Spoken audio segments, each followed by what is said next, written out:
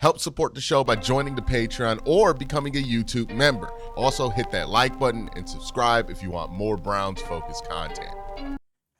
You know, we're doing this at an interesting time, and I'm actually happy that we're doing this at such a, I think, a low point for a lot of Browns fans in their morale with the team. I think a lot of people are not very optimistic. I think, leaving OTAs, mini camps, ironically enough, when we saw this team on the practice field, I think a lot of people were, inching towards being more and more optimistic.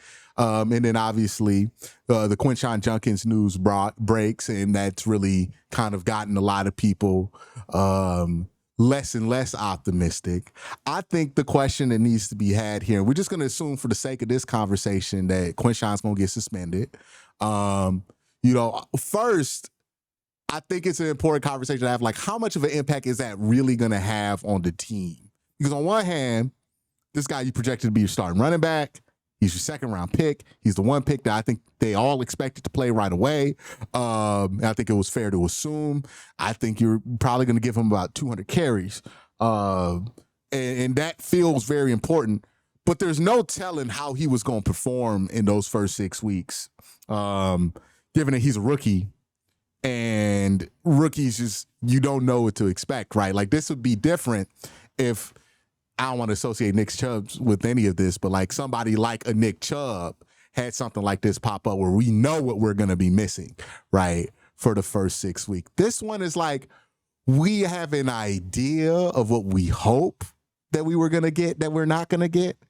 But ultimately, we don't really know what it is we're missing, which makes this tricky to me because I've seen a lot of people spiral into like, oh, we're going to be a 3-win team again. And I just don't know if you can pin that much on somebody who, was somebody we hoped to be good, but like ultimately did not know what their contribution was going to be to this team. Well, and I think that you're onto something there too, because like, especially in those first 6 weeks, you're not really sure what you're going to get out of the running back position, obviously with Judkins. But the other thing too that we have to look at is, the offensive line. The offensive line is, in first year under Bloomgren, it seems like it's going to be a return back to what you had under Bill Callahan. So, you're hoping to return to form in that regard, but that also is still a question mark. You don't know how the health of Jack Conklin's going to be coming back into the season. Dwan Jones obviously getting back and after that surgery in the offseason as well. Like, you have to get all of those factors also ironed out as well. And like you said, too, you also don't know how he would be coming out right out of the gates. Because, again, you can have highly touted rookies. I mean, hell, Montario Hardesty went in the second round. And, you have guys that, might have that same type of billing, but at the same time, you don't know what. Hold on.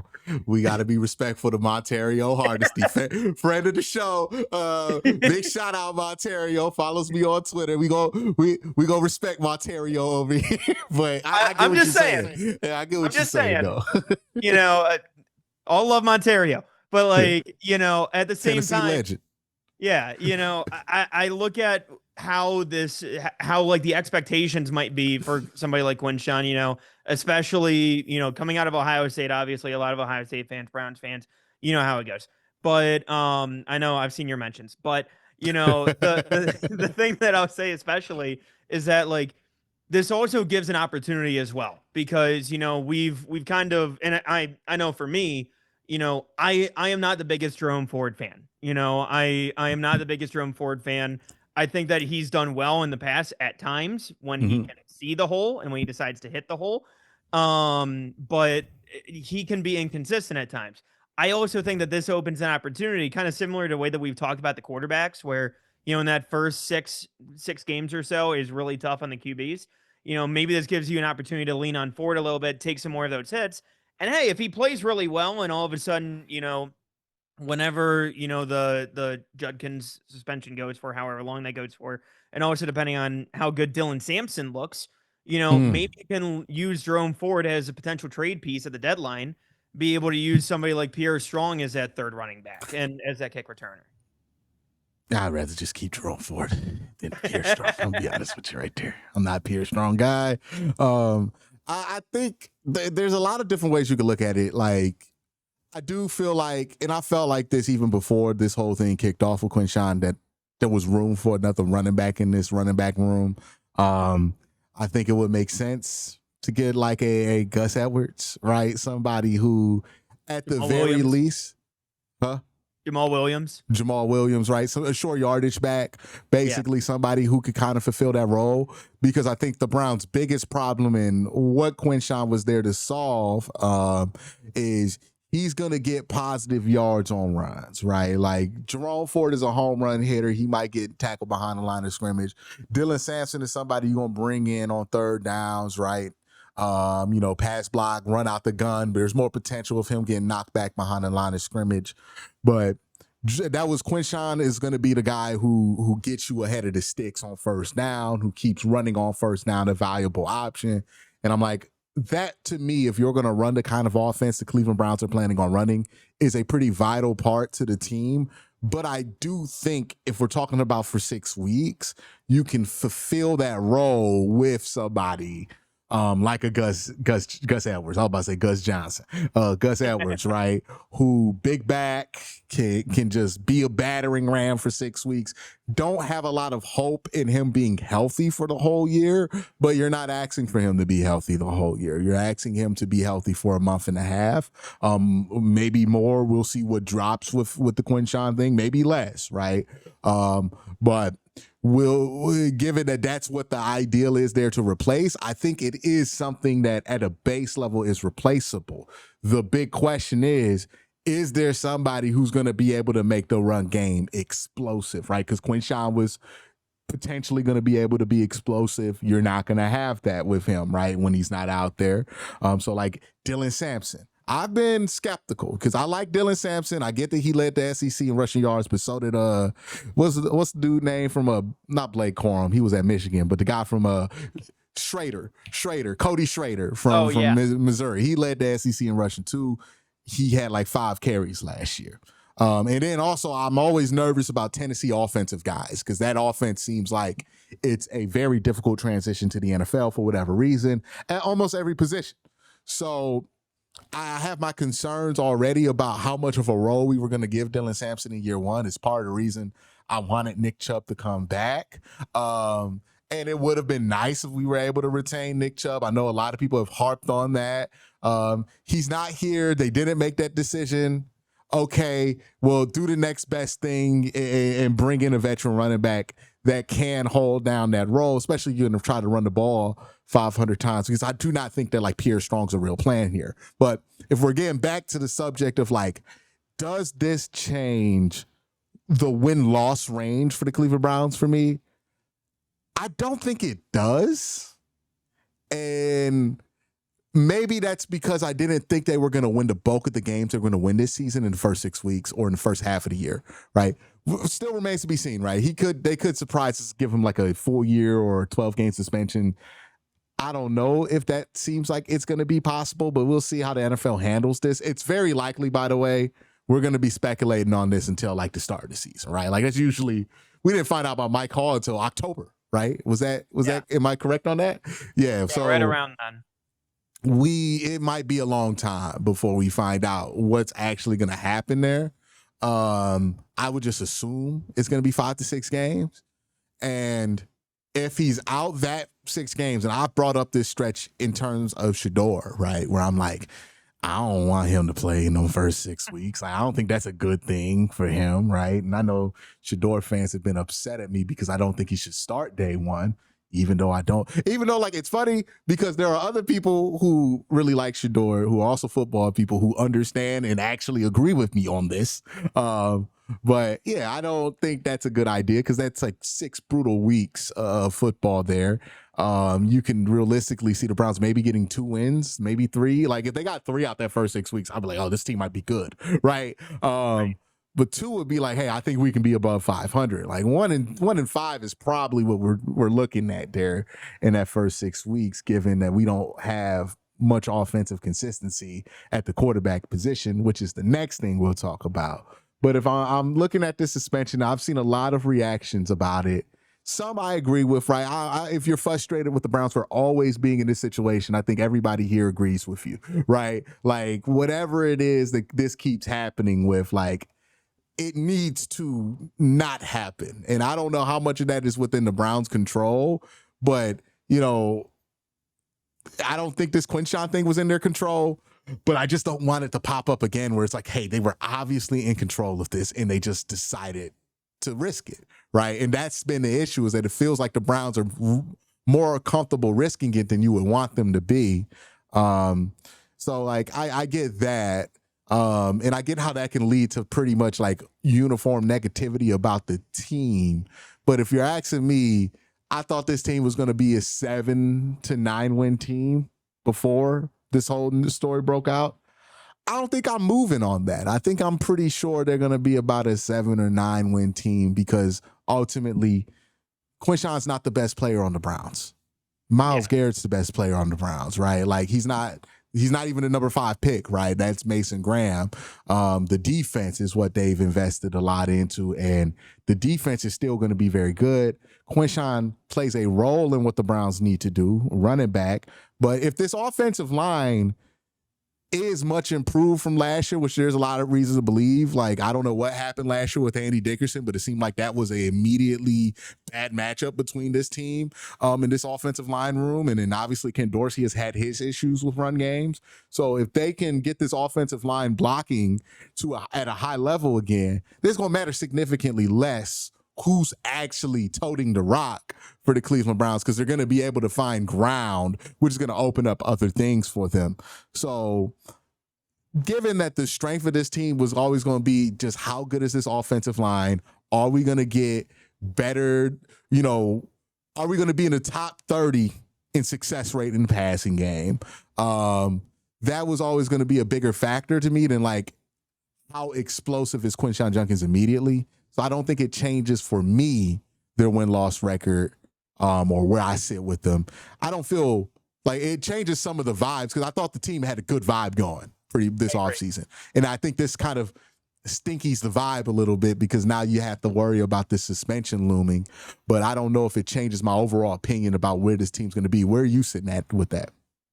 I think that you're onto something there. I think that part of it for me maybe caps like their ceiling a little bit, maybe brings it down like a win or two to me, just because I did feel like early on, there's a couple of games that I think you can steal in that early part. But I do think that, with the way that they want to kind of go back to that run game, especially, and, with the emphasis that they've had on, obviously adding in Fannin, you already have Njoku, going back to 2 tight ends as well. Also, like the improvement that you saw at wide receiver last year between Tillman and Judy, like you could tell that like the passing game is there, but the ground game was going to be the central piece to that, and also alleviating a lot of that added on pressure onto that quarterback position, regardless of which of the 4 is under center. And I think that the key part here too is like you said too, with the offensive line. They were able to find success with tons of different players. I mean, again, like Dearness Johnson ended up getting a contract elsewhere because of how good the offensive line was here. Like the guys that they were able to bring in and able to find success with, I think is really key. But I think that especially when it comes to this ground game, I think that you have guys like Jerome Ford, like you mentioned too, like a little bit more east-west than north-south a lot of times with his game. But I think that if you can get by with some of these guys, I think that, the floor for me has kind of always been around 6-7 wins is like the floor for me. But like the ceiling, if everything goes as good as it possibly can, I thought your ceiling was 10. I thought you could get to 10 wins this year. But without Quinshawn out there, and depending on how long that suspension is, I feel like that brings it down to like 8 or 9 wins is my ceiling for them. But I agree with that. Yeah, I think this is like, I don't think my floor has changed for them. I think my ceiling has dropped a little bit. I think that's the accurate way to put it, right? With it. I think that's fair too, given what his role is, which is a pretty big role, but like, well, ultimately, like we didn't know what it was going to be, right? And I think that's why it changes the ceiling more than anything, because like if he's incredible off the bat and we have like a 15-yard running back, a 1,500-yard running back, now, okay, yeah, something changes. It maybe like if the offensive line's really good though, and like Dylan Sampson can like take 10 carries and Jerome Ford's going to take like 7 or 8, I don't mind that as much because Jerome Ford, if you give him enough big holes, he's gonna break off a big run. Like I think that's the one thing with him. I think 5.5 yards a carry last year with 100 snaps. Yeah, so like I think Jerome has his use, especially if the offensive line is going to be good. He's just not an every down back. Yep. And I think a lot of what happened with him in pass protection last year, I'm just going to go and put that on Andy Dickerson because he was a good pass protector before that, right? Like, and we'll see what happens, but me personally, I put that there. So yeah, I think right now we're feeling the weight of like, with this Quinshawn thing, I think a lot of Browns fans are feeling like the weight of always having to talk about this. And this is just like, we're tired of it, right? And I think that is making us feel like this is going to be more impactful to the season than maybe what it ultimately is or was going to be. It's just, I think we've been doing this, since 2021? 2021 was the last offseason we had where we didn't have to talk about this. Yeah. 2022, 2023, 2024, 2025, right? Like, I think 4 years of this is enough, right? Like, 2021, we were talking about a Baker extension. We were talking about, 2021 offseason? Are we talking about going into the 2021 season? Okay, going into 2021. Yes, we were talking about extension for Baker. That was a fun offseason. It was not a fun season, though. Correct. Dylan then Baker, turned into dad posting videos of God, open receivers. Hey, which goes to show you, man, good vibes don't be much. It can turn so quickly. Because what was it, 2023, where I was like, I don't know, what are the vibes going into 2023? 2023. It was better than but it was like, Deshaun did not look good at the end of 2022. Right? No, again, it was just, hey, hopefully this turns out well, and hopefully, now that he has a full off season, he's going to be a lot better and being around the team totally. That vibes were decent in 2023. I would say, because they got Za'Darius, Dalvin Thomas, it felt like they were really going all in to be good. And at that time, we had reason to believe that Deshaun wasn't going to be absolute garbage. And he wasn't in 2023, to be fair to Deshaun. I would say he was closer to good than he was bad. It's just like 2024 happened, right? And that's just it, right? And 2024 was awful. It's like, you know what it's like? It's like if you're a fan of a rapper and, he it's like being a Nas fan where Nas drops Illmatic and you like, yeah. And then that next album dropped and you like, that wasn't Illmatic, right? But it wasn't trash. And then you get that Big Day album from Chance and you like, wow, he's garbage now, right? It's kind of what it is. Like the last Lil Wayne album. Yeah. That was bad. That was so bad. That was real bad. That was bad. And look, it's been going that way for Wayne for longer than we like to admit. So that's kind of I don't know how much to take into stock into that. I've always been, I don't think this team's going to be over 500 this year. Not negatively, but I just don't think they're going to be over 5. I'm looking at what I see and I'm like, I think offensively, the ability to create that consistency that they need, people talk about doing what Pittsburgh does, but Pittsburgh, when they were at the peak of doing that, still, they were never awful at running the ball. They were just not great. They were decent enough offensive lines. Their quarterback play was marginally close to mediocre. But really, the thing that they had over everything was they had elite field goal kicking, right? So that meant they were able to get points. I don't feel that confident about our kicking situation. Quarterback wise, we'll see, right?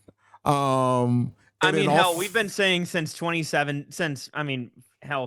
been alive, that as long as you just get mediocre quarterback play, team should be fine. You can get some wins as long as you got decent quarterback play. Yeah, I think what will give this team its floor and why I'm ultimately I think they'll be one of the better 500 to under 500 teams in the league is that defense is going to give them a floor. I'm fully confident in it this year. And I do not think the offense is going to be as bad as it was last year because I think they were uniquely awful last year. Like, I don't think they're ever going to look that bad again. Or at least, I don't think Kevin Stefanski will have an offense that looks that bad again. I think that will be a definitive low point in his career. If it's not, then he has more trouble ahead of him. But I think that'd be a definitive low point in his career. I don't think he's going to have two quarterbacks who are 46th and 47th in success rate for quarterbacks who have had over 100 snaps. Like, I don't think that's going to happen again. I think they'll get they'll be like 28th in success rate passing the ball, which isn't great, but I think it's fine. They will lose some games because of some last minute interceptions. They'll lose some games because they missed some field goals. But I think for the most part, we're looking at it at the end of the season and saying to ourselves, if a couple of things went our way, if we were just slightly better at quarterback, I could have really seen this team being an interesting 10-win team or 11-win team or wild card team in the AFC. And I think they're going to surprise some people. I think the Browns are going to get some big wins over some teams that people don't expect them to. They're also going to lose some games. You're like, why? Like, like, because they don't, like, the offensive consistency is just going to be the problem for them, right? If they have good offensive play, if they're getting like a good Joe Flacco game, they're going to be a really, really difficult team to beat because, like, if you get this defense of a good quarterback, even if it's for one game, that's an incredibly difficult team to beat. The problem is they're not going to have that every game. Right. Even if somebody is playing decent by the end of the year, you're going to go through some peaks and valleys at the quarterback position. So there are going to be times where, like, we're playing, we play San Francisco this year? Yep. Yeah, like maybe Joe Flacco has his good one, right? And we could beat San Francisco, or we could beat Baltimore. We beat Baltimore last year, right? Like two of the three Browns wins were against two playoff teams last year. Yeah, right. Incredibly enough, it's like, which tells me this team isn't untalented. This team just doesn't have consistency at the quarterback position, because you can also argue 2 games we won were 2 best games we had quarterback wise all season. Am I wrong in that? Like, were those not 2 of the best Jameis Winston games we got all year? Were Pittsburgh and Baltimore? And then all of a sudden we're good enough to beat Pittsburgh and Baltimore? I think they beat Baltimore in Baltimore, right? No, they beat Baltimore at home. Okay, they beat Baltimore in Cleveland. So yeah, the last week of the season was in Baltimore. Okay. I don't remember much about that. Oh yeah, I remember. Don't worry about it. I wish I didn't. Dude, the last season was so bad. There are games that, like, I watched and covered that I forgot happened. Like, the Miami game. I saw somebody post a picture from that Browns-Miami game, and I was like, what? We played the Dolphins last year? And I had to go and check on my channel. Like, yo, did I stream that? Like, I watched that. I'm watching me watch the game, and I cannot recall it at all. Like, it was like, Tyler Huntley was the starting quarterback for Green. It was Tyler Huntley versus DTR. I guess it was that bad, dog. Yeah. I remember after that game, because again, God love, like, all the people that we have in the booth, like, great people, everything like that. I also had to remind them, because I constantly hear every single week about, like, growing up watching, like, Bernie Kosar or seeing Brian Sipe or seeing, like, all these different players that, they grew up watching Cardiac Kids, everything like that. And I watched that Dolphins game, and I remember looking at them after the game, and I said, now that's what I grew up with. I said, that's the quality of football I know. Yeah, that must have got trauma erased from my head, because I could not recall it. But I don't think they're going to be that bad this year, right? I think they'll be better.